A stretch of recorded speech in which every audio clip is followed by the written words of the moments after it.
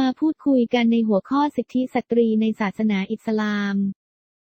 ตามพจนานุกรมของออกซฟอร์ดสิทธิผู้หญิงคือสิทธิทางกฎหมายเศรษฐกิจและสังคมที่เท่าเทียมกับผู้ชาย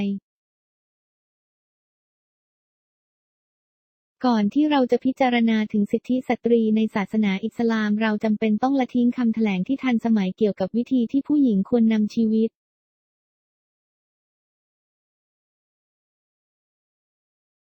คุณต้องตรวจสอบสติปัญญาของคุณก่อนที่จะเชื่อตามสิ่งที่คนอื่นพูดเพราะหลายครั้งจิตใจของเราอาจหลงผิด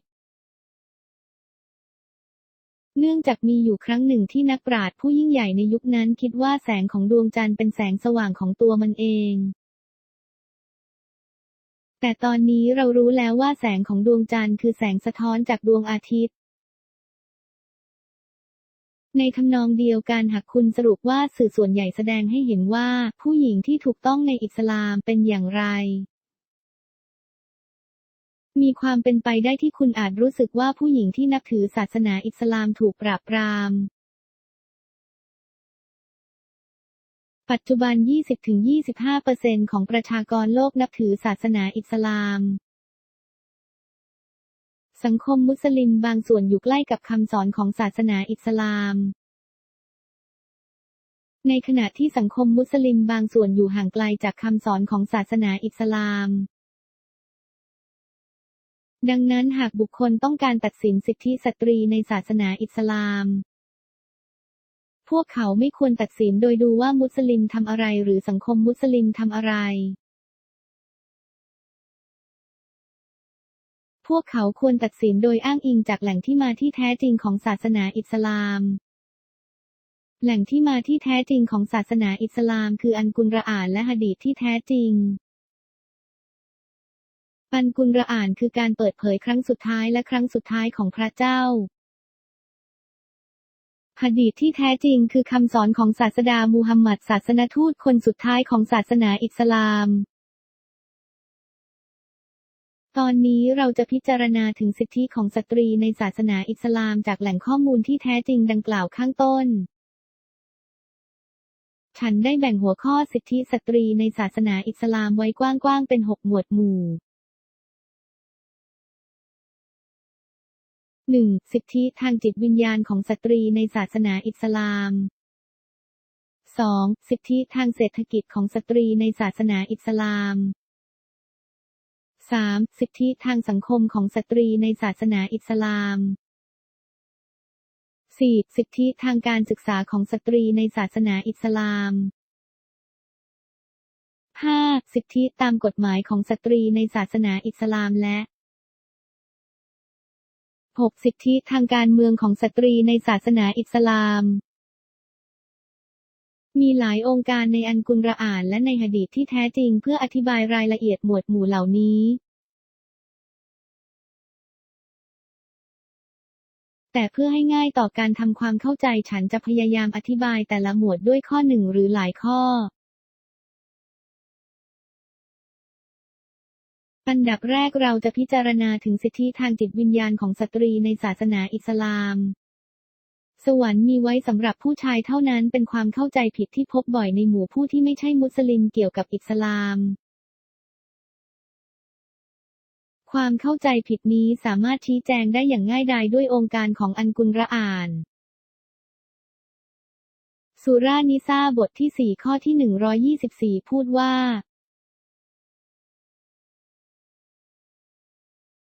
หากชายหรือหญิงมีศรัทธาและทำความดีพวกเขาจะเข้าสู่สวรรค์อย่างแน่นอนและจะไม่มีการกระทำอยุติธรรมกับพวกเขาโดยการอ่านข้อข้างต้นเราจะได้รู้ว่าหน้าที่ทางจิตวิญญาณของชายและหญิงในศาสนาอิสลามนั้นเหมือนกันดังนั้นในฐานะผู้หญิงก็เป็นสิทธิของเธอที่จะเข้าสู่สวงสวรรค์โดยการศรัทธาต่ออัลลอฮ์และทำความดีตอนนี้เรามาดูสิทธิทางเศรษฐกิจของสตรีในศาสนาอิสลามกันในศาสนาอิสลามผู้หญิงมีความมั่นคงทางการเงินก่อนที่เธอจะแต่งงานเป็นความรับผิดชอบของพระบิดาและพี่ชายของเธอในการดูแลเธอ หลังจากแต่งงานแล้วสามีและลูกชายของเธอมีหน้าที่รับผิดชอบในการดูแลเธอในสุรานิซ่าบทที่ 4 มีการกล่าวถึงข้อ 34 ผู้ชายเป็นผู้ดูแลผู้หญิงและมีหน้าที่สนับสนุนทางการเงิน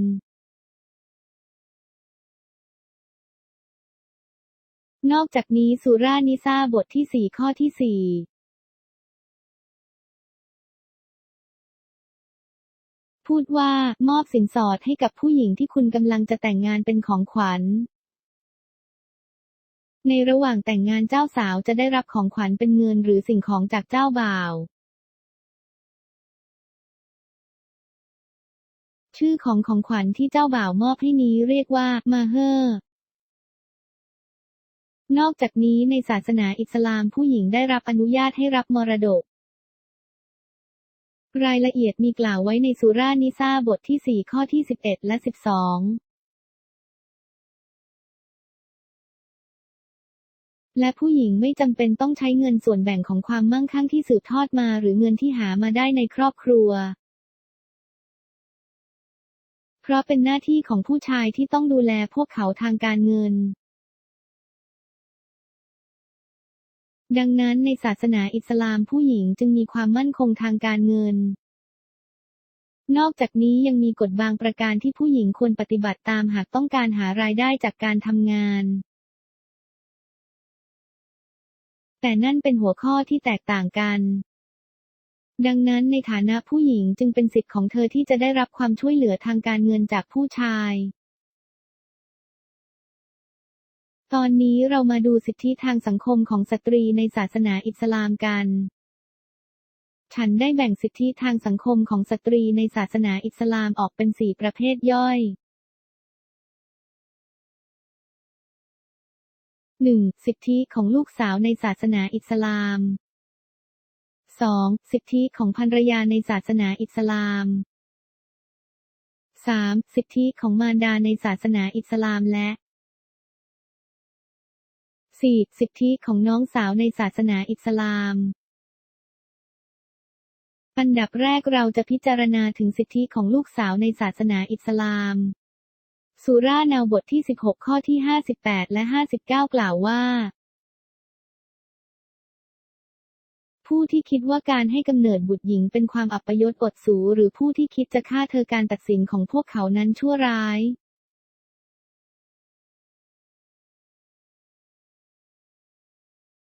มีสุนัตที่แท้จริงในสุนันอิบนุมาจาหมายเลข 3670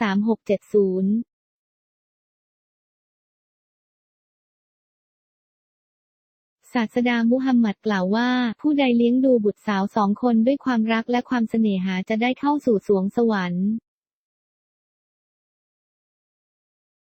ดังนั้นในฐานะที่เป็นลูกสาวก็เป็นสิทธิ์ของเธอที่จะได้รับการเลี้ยงดูอย่างดีและความรักจากพ่อแม่ของเธอตอนนี้เราจะพิจารณาถึงสิทธิของภรรยาในศาสนาอิสลามสุรานิซ่าบทที่ 4 ข้อที่ 21 พูดว่าการแต่งงานเป็นสัญญาศักดิ์สิทธิ์ระหว่างสามีและภรรยาและตามสุรานิซ่าบทที่ 4 ข้อที่ 19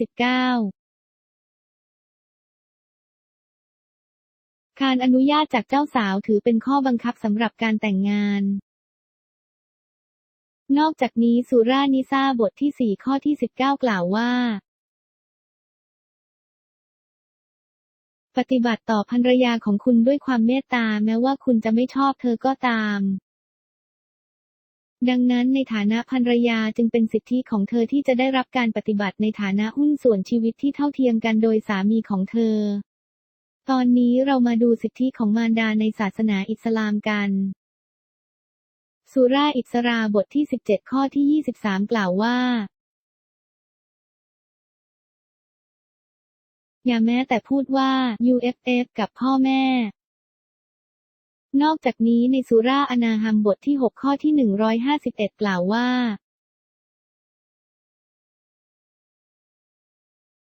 ใจดีกับพ่อแม่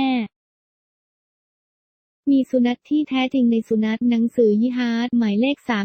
3106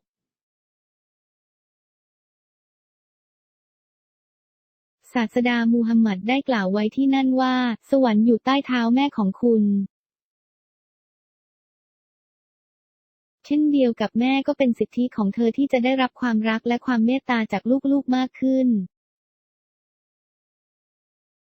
ตอนนี้เรามาดูสิทธิของซิสเตอร์ในศาสนาอิสลามกันซูเราะห์ทอบาห์บทที่ 9 ข้อที่ 71 กล่าวว่าชายและหญิงผู้ศรัทธาเป็นผู้สนับสนุนซึ่งกันและกันพวกเขาควรให้กำลังใจซึ่งกันและกันในการทำความดีจ่ายซะกาตถือศีลอดและเชื่อฟังอัลลอฮ์และรอซูลของเขาและพวกเขาควรส่งเสริมกันในการห้ามความชั่วด้วยนั่นหมายความว่าแม้ว่าชายและหญิงที่เชื่อจะไม่เกี่ยวข้องกันแต่ก็ควรช่วยเหลือกันทางสังคมเหมือนพี่ชายและน้องสาวในฐานะพี่สาวก็เป็นสิทธิ์ของเธอที่จะได้รับการสนับสนุนทางสังคมจากพี่ชายของเธอตอนนี้ขอหารือเกี่ยวกับสิทธิทางการศึกษาของสตรีในศาสนาอิสลามคำแนะนำแรกที่อัลลอฮ์เปิดเผยต่อมวลมนุษยชาติในอัลกุรอานนั้นไม่เกี่ยวกับการละหมาดหรือการกุศลหรือการถือศีลอดแต่มันเกี่ยวกับไอคิวราหมายถึงการอ่านเพื่อประกาศและทำซ้ำคัมภีร์กุรอานกล่าวไว้ในซูเราะห์ไอคิวราบทที่ 96 ข้อที่ 1ดังนั้นคำแนะนำแรกที่อัลเลาะห์ให้ไว้ในคัมภีร์อัลกุรอานก็คือการอ่านมันหมายถึงทั้งชายและหญิงนอกจากนี้สุนัตที่แท้จริงจาก IBN มายาฮาดีษหมายเลข 224 กล่าวว่า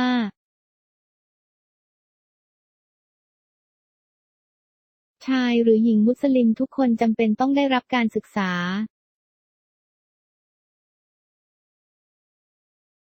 และถ้าเราอ่านซาฮีฮ์บุคอรีเราจะรู้ว่าศาสดามูฮัมหมัดอุทิศเวลาพิเศษเพื่อให้ความรู้เฉพาะผู้หญิงเท่านั้น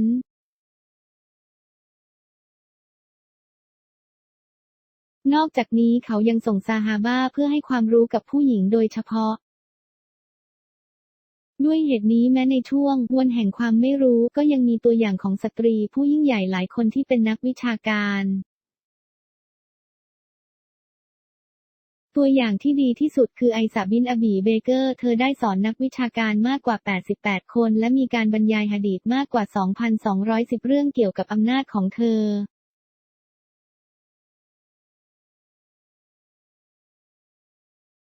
อีกตัวอย่างหนึ่งคืออีซามาซึ่งได้รับการยกย่องว่าเป็นผู้หญิงที่มีสติปัญญาและเรียนรู้ผู้หญิงมากที่สุดอีกตัวอย่างหนึ่งคือเฟติมะห์บินต์กาอีสซึ่งได้รับการยกย่องว่าเป็นผู้หญิงที่มีความรู้มากอีกตัวอย่างหนึ่งคือซาฟิยาซึ่งได้รับการยกย่องว่าเป็นผู้หญิงที่มีปัญญามากที่สุดอีกตัวอย่างหนึ่งคืออัมมิงอีซูเลมซึ่งถูกมองว่าเป็นผู้มีอำนาจและเป็นผู้หญิงที่ฉลาด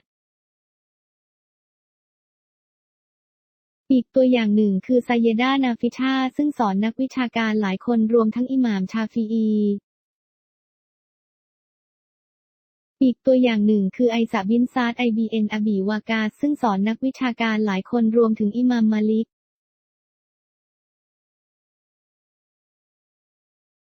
คนสมัยนั้นไม่ค่อยมีการศึกษาแต่ในศาสนาอิสลามเราได้เห็นตัวอย่างของผู้หญิงหลายคนที่เป็นนักวิชาการที่ยิ่งใหญ่ดังนั้นในฐานะผู้หญิงถือเป็นสิทธิของเธอที่จะได้รับการศึกษาจากพ่อแม่พี่น้องหรือผู้ปกครองของเธอตอนนี้เรามาพูดถึงสิทธิทางกฎหมายของสตรีในศาสนาอิสลามในศาสนาอิสลามผู้ชายและผู้หญิงเท่าเทียมกันตามกฎหมายตามกฎแห่งความเท่าเทียมที่เรียกว่ากิซัสที่กล่าวถึงในซูเราะห์บาการาบทที่ 2 ข้อที่ 178 และ 179 กล่าวว่า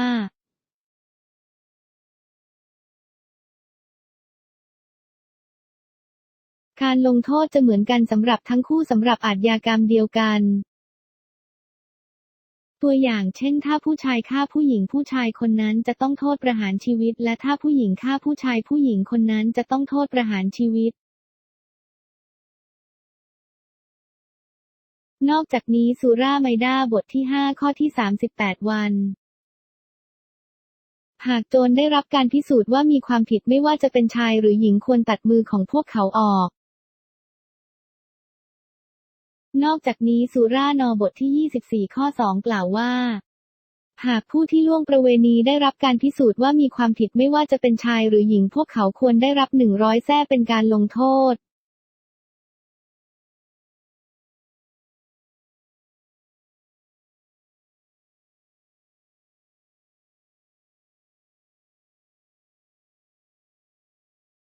นอกจากนี้สุราบาการาบทที่2ข้อที่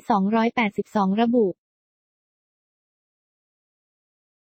ผู้หญิงมีสิทธิที่จะเป็นพยาน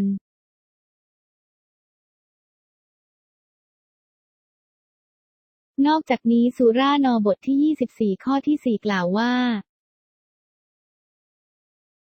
ถ้ามีใครกล่าวหาเรื่องพรหมจรรย์และความเจียมตัวของผู้หญิงและไม่นำพยาน4คนมาให้พวกเธอ80แส้เป็นการลงโทษ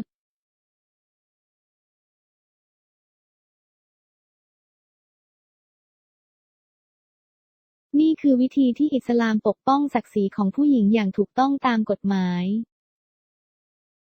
ในฐานะผู้หญิงถือเป็นสิทธิของเธอที่จะมีเกียรติและได้รับการปฏิบัติอย่างเท่าเทียมกันตามกฎหมายตอนนี้เรามาพูดถึงสิทธิทางการเมืองของสตรีในศาสนาอิสลามเพื่ออธิบายอำนาจทางการเมืองของสตรีในศาสนาอิสลามฉันจะเล่าเหตุการณ์ที่เกิดขึ้นระหว่างการปกครองของอุมันซึ่งเป็นหัวหน้าศาสนาอิสลามคนที่2ของศาสนาอิสลามกล่าวถึงในมูซานาบอับดีอัลรัซซาก1420ในระหว่างการอภิปรายเกี่ยวกับมะเฮอร์ในมัสยิดอุมันขอให้ผู้หญิงอย่าเรียกร้องมาจากผู้ชายเพื่อแต่งงานในเวลานั้นสุภาพสตรีคนหนึ่งจากแถวสุดท้ายของมัสยิดคัดค้านเรื่องนี้และเธอเรียกสุรานิซาบทที่4ข้อที่20และเธอก็ถามว่าในเมื่ออัลเลาะห์ไม่ได้กำหนดขอบเขตไว้ที่มาทำไมอุมันจึงขอให้พวกเขาวางขีดจำกัดบนเมื่อได้ยินเรื่องนี้อุมันหัวหน้าศาสนาอิสลามคนที่2ของศาสนาอิสลามเห็นด้วยว่าสิ่งที่เขาพูดนั้นผิดและถอนคำพูดของเขาทันทีจากตัวอย่างข้างต้นเราจะเห็นว่าผู้หญิงธรรมดาคนหนึ่งจากแถวสุดท้ายของมัสยิดคัดค้านการละเมิดรัฐธรรมนูญและได้รับการยอมรับในทันที